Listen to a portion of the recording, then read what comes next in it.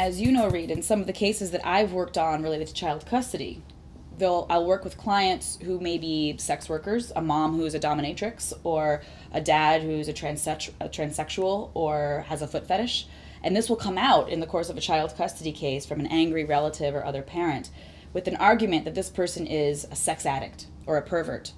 And there'll be an implied slippery slope that if this person has a sexuality that may be taboo or a sexual lifestyle that may be taboo, that perhaps they don't have any moral standards at all. Perhaps that if you could be a stripper or a cross-dresser, then maybe you wouldn't have the good judgment to not molest a child. Mm-hmm. So I wonder whether in our legislation, these draconian laws are also to prevent this sort of slippery slope of sexual pleasure. Like if people realize how wonderful it is to masturbate and use sex toys, is there some sort of slippery slope toward obscenity? Do we become dangerous people, Reid?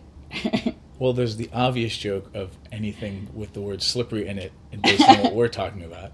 I mean, yeah, that's exactly it. I mean, if we go back to the idea that sex is bad, mm-hmm.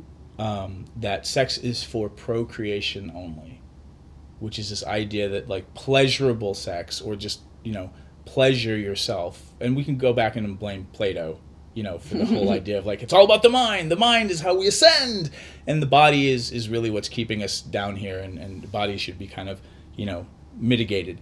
Mm-hmm. Then the idea of, losing control, we must,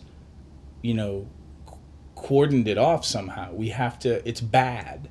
And the way that we show things are bad in our culture is we have social mores around it, and then we make laws against it, saying that it's bad.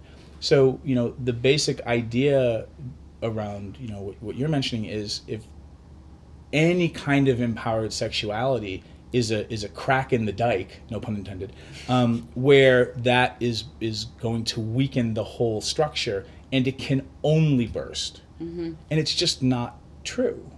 And then we collapse onto that somebody who has a healthy, active sexual life, who's like dealing with those powerful forces, well, then that's just going to, crack open even more, and it's going to spill all over the kids. Mm-hmm. And what you just said, like somebody who has a healthy sex life, must not have any control, because if they had control, they wouldn't have a sex life at all.